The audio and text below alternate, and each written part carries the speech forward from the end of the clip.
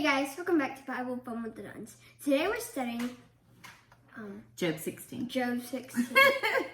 So as we read through Job, I can't help but see everything from two different perspectives. First, I see from the perspective of the friend. How can I be a good friend when my friend is hurting? Today, Job tells his friends that they're miserable comforters. He's saying, just go away, like leave me alone, be quiet, you're awful friends. They're making things worse just by their words and by being with him. In these chapters, when Job's friends talk, we see that they lack compassion. The things that they say shows that they don't understand the pain and the suffering that Job is going through.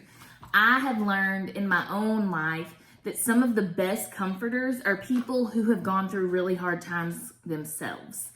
The fact that Job's friends lack understanding didn't stop them from giving their 2 cents. They're sharing their advice. They're sharing their opinions with him.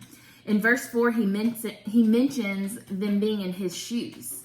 The friends lack compassion, and so that shows that they don't really understand what it is to walk in his shoes. They don't understand what it is to be Job. Tara-Leigh Cobble, TLC, says that we need to think carefully about how we advise others. God called us to mourn with those who mourn, not give advice or condemn. The second perspective that I read Job from is from his perspective, or from the person who is suffering. Job is truly hurting. He's hurt by his circumstances. He's hurting physically. His friends are hurting him, and maybe worst of all, he's hurt by God. The one that he has followed and put his faith and his trust in has hurt his feelings just because he feels like God has turned against him. And at the very least, he's allowed these things to happen. I've been there in those situations. When God doesn't live up to your expectations or do what you expect him to do, what you think he should do, it hurts your feelings. It makes you doubt what you believe, and it gets all your emotions in an uproar, which really isn't fair to God because they're my expectations he's not living up to. It's not things he said that he would do or promises.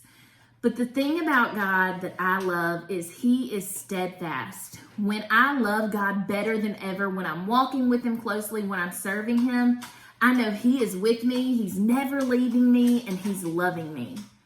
But when I doubt God, when I maybe don't like him, maybe I'm mad at him or have all these bad feelings and doubts towards him, guess what? He's with me, never leaving me and loving me.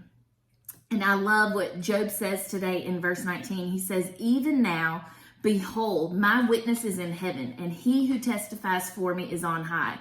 That spot there in this chapter is like a because he's been whining and crying and just really hurt feelings to God. God, you've rejected me. And it just turns and it says, but now behold, my witness is in heaven, and he who testifies for me is on high. So he's just working his feelings out. He's working out his thoughts. But what I love is that even in the middle of Job's suffering and his hurt feelings, Job trusts God. He trusts that God is with him, that God is never leaving him, and that God loves him. I hope you trust God like that too. Join us Monday for the next chapter. We'll see y'all then. Bye.